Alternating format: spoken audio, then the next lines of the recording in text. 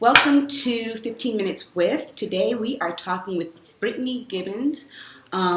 This is a Merrill Moss Media production, and Brittany is joining us today. Brittany, welcome. If you don't know Brittany, Brittany is an author, a humorist. She's an internet personality. She runs her own blog, BrittanyHerself.com. She's been getting awards for all of her humor and just all around good person, women's advocate, and really focusing on getting women to a place of body acceptance, which is very important. So welcome, Brittany. Thanks for having me. So I want to jump into not so much the book, but the history behind the book. You started off with your memoir, Fat Girl Walking, and you really talked there about how to get to a point of being comfortable in whatever size you are.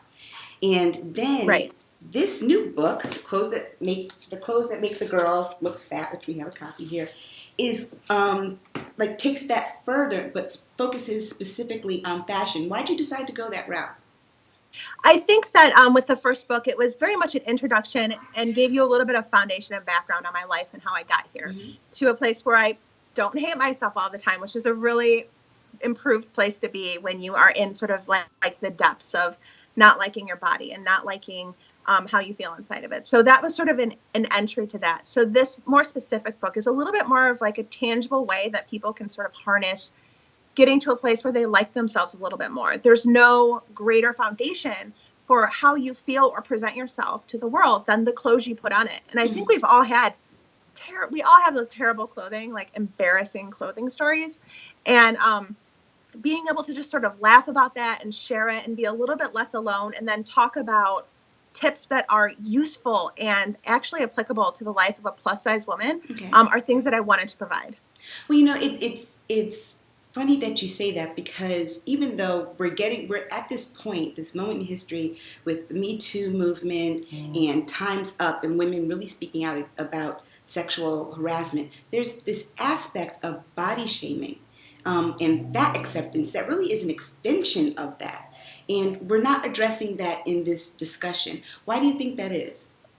I'm not really sure. I think what has been really sort of exciting is the fact that you and me are able to look at those two problems and see how they're related. And I think what those are is branches off a tree, which is women's issues. So we have sexual assault, we have all of those, inequalities that are all branches off of this tree. And when we're finally treating body acceptance, body shaming, all of those things as a woman issue, not just an issue of women of size or exclusive or a monopoly held by plus size and curvy women, as long as we stop having a conversation like that and treat it was what it is an actual all women's issue. I think until we do that, we're not really going to solve it. But what's happening right now with this Me Too movement is we're finally in our heads, and many of us have been doing this, as I'm sure you have for years, but other people are saying, this feels similar. This feels related. How can we address this in a way that needs to be happen on a more global or larger scale? I think it's happening. It's slow, but I think it's happening. Well, the body acceptance issue too also varies by culture.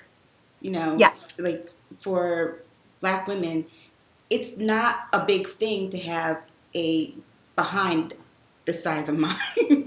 It's not a bad thing. It's actually considered a good thing. But in other cultures, that is something that people are taught to be ashamed of. So how do you think we address that on an intersectional basis? I think what we need to do is like you said, be intersectional with it, and have those conversations across the board. Body acceptance isn't helpful if it's only body acceptance for white women and that they're feeling well. That's not a success for us.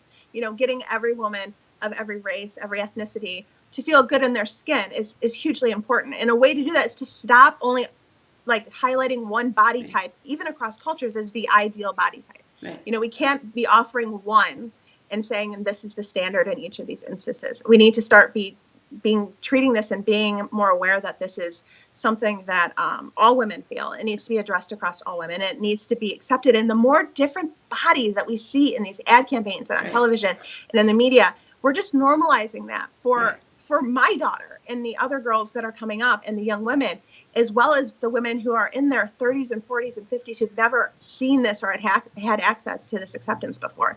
So we need to just get them in front of the camera and in front of these pictures and being ingested by the young women who see this and then relate it to their own skin. And, part of that also is the way that the fashion industry has now started to respond to women of different sizes, because you're talking like in the 80s, 90s. I don't understand why plus size clothing, why they thought that plus size women wanted to wear sweatshirts with teddy bears on them and polyester. It's like a 20-year-old is not going to want to wear her grandmother's polyester pants. So, even the fashion industry took time to kind of catch up. And you talk about that in this book, right? Yeah. I mean, if you think about it, the fashion industry never treated us as if we had anything to do other than just try and attempt to be comfortable in our size. Or covered. But we weren't getting that narrative from anything. We weren't the leading roles in movies. We weren't getting the man. We weren't being seen as having successful careers. You weren't seeing plus size women out there having the same lives and goals as these thin, beautiful women were. So they assumed we didn't want access or didn't have access to that. And so they didn't even offer clothes to accommodate that. But now that we're getting messaging of women of all different sizes who are going out and dating and marrying and having these things in movies and television shows, messaging we weren't previously getting, we're now just finally getting the fashion to accommodate that life that we've always had. Right. And, even to take it a step further, you also discuss being a plus size woman and being comfortable, at least in your memoir, about your body and your sexuality. And one of the things that has stood out to me, I think maybe like last year or so, on one of the seasons of Empire, and the character that Gabrielle Sidibe plays had this relationship with this man, and they had a love scene, and people's response on Twitter was just it was pretty sad. They body shamed her so bad, as if larger sized women aren't supposed to be sexual beings. They're not supposed to have a handsome man attracted to them and desire them. So how did you overcome that yourself? Because you talked about this in your TED Talks, and you've talked about it in your first book. And you also did a few articles about like the year that you had sex every day for a year to kind of get comfortable with your own body. How did you come to that? Yeah, I really just stopped depending on anybody else to make me feel sexy, because I wasn't going to get that messages from anybody. I wasn't going to get it from any of the fashion brands who weren't giving me any access to cute lingerie. I wasn't going to get it from television. The only way I was going to get it in terms of even in the porn industry was a fetish site. Right. I was very much had messaging that liking me and wanting to have sex with me was a fetish. And I knew that couldn't be the case.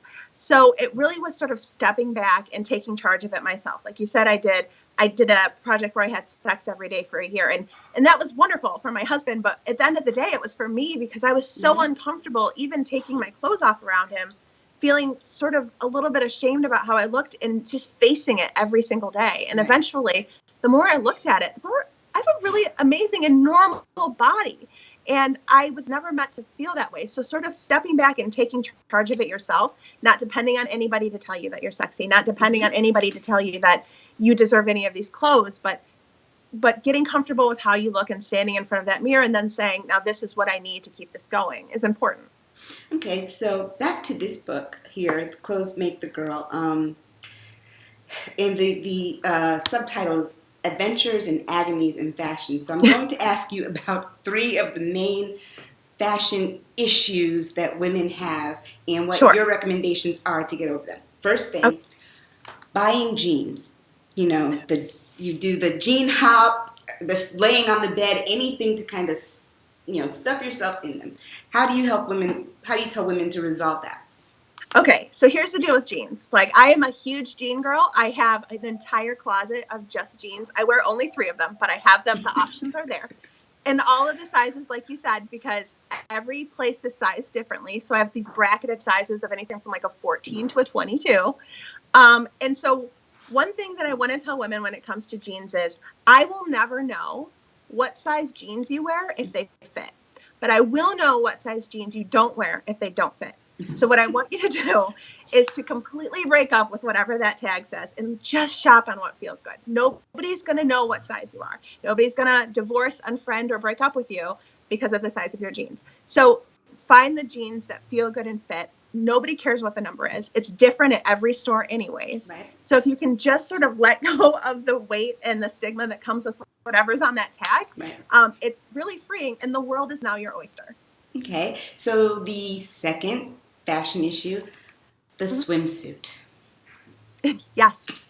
And you did do some photos. Was it downtown New York? Yeah, Good Morning America. Yeah. So the swimsuit. Yeah. Let's get to it. The swimsuit. Buy the swimsuit. When I started wearing a swimsuit, I think it was again in 2010-ish. I had 3 kids before that. I was still wearing my maternity suit, and my kid was like, I don't know, 5. So I really didn't own a bathing suit, and I spent a lot of time on the side of the pool with like a t-shirt on, and I was missing everything. So go get the swimsuit, and we have so many options now, like cute, sexy, but still like you can still run after a kid on the beach in them, which is great. And so looking at the different brands that are offering really well structured, especially if you have a large chest, that's important. You've got Eloquent and Land's End and Torrid and places that are really owning the plus size swimsuit right now. So I'm a huge fan. Bikinis everywhere. Okay, and the third is lingerie. Ooh, lingerie. So tis the season. It's almost Valentine's Day. So yeah, I think what you need to decide is what makes you feel the sexiest. And I even mentioned in the book, like, I don't own a lot of it because I feel really sexy in a white t-shirt and like cute boy shorts. So figure out what makes you feel like the sexiest version of yourself and then go buy it. And now there's so many brands that are offering lingerie, which is for plus size women that again isn't in the fetish realm of plus size women, is really exciting. So going out and finding things. In the book, I include a really great and easy way to measure for yourself for a bra. That's super helpful in this situation because a bra that fits and holds you up is life-changing, and you gain so much waist when you do that. So yeah, do that. Yeah, most women aren't getting fitted properly for their bras. No. Yeah. No. Yeah. So I'm going to ask you 2 more questions. The first is, we have a writing contest going on, and like I said, your first book, Fat Girl Walking, really was a memoir. This book is almost in that similar kind of genre. Our memoir writing contest, what kind of advice would you give for anyone who is taking that step to write the memoir? Memoirs are, in my opinion, the scariest books to write because they're so just insanely personal, not only to you, but can be personal to people who sort of cross paths with you in the book. So even though I tried really hard to only write my own story, sometimes people crossed that path. And I was really scared to put those names on in a book and put that book on a shelf to like be purchased for the end of time. And so one thing that was really important is never thinking about anybody else who's going to read the book while you're writing it. Just get there, tell your story. A great editor will step in and be like, are you sure that you want to say this sort of thing? Because I was always very graphic and honest in all of my books. So, write for yourself while you're writing it. Go back with a comb and an editor to go through what feels safe and honest to your story. And then after that's done and you're thinking, what do I have everything I need in this book? Think about this book being bought 10 years from now. Don't think about it being bought the day it comes out because that's too close. But if you think your story is going to be on that shelf in 10 years, in 20 years, and after you're dead, what do you want people to know about you? And that's sort of how I approach memoirs. Okay. And the last question I have for you is, from this book, I took from it just to love yourself and just feel good. Find a way to feel good in whatever size it is that you're wearing and whatever clothing it is that you like. What do you want readers to take from the book? I want them to feel normal. I mean, I've felt so much of my life, not coming into body positivity till I hit 30, I felt very alone. It's a very isolating thing, not liking yourself. Mm-hmm. And if I can provide any semblance of community, or, be like as if I'm there on the couch with you and a glass of wine saying, I get it. I want you to feel less alone in this. I want you to know that it's attainable, that it's not a perfect journey, that there are still days that I hate myself in my closet eating and drinking wine, but that it is very attainable and that somebody else is going through it with you, and it's a very normal process. Thank you so much for joining us. Thank you for having me. And that wraps it up. If you don't know, the book again is called The Clothes Make the Girl Look Fat, and it's by Brittany Gibbons, and it's available for sale right now, right? Yes. And how can people get in touch with you, Brittany? You can find me on my blog at BrittanyHerself.com, on Twitter at Brittany Herself, or Instagram, same thing. Excellent. Thank you again. Thank you.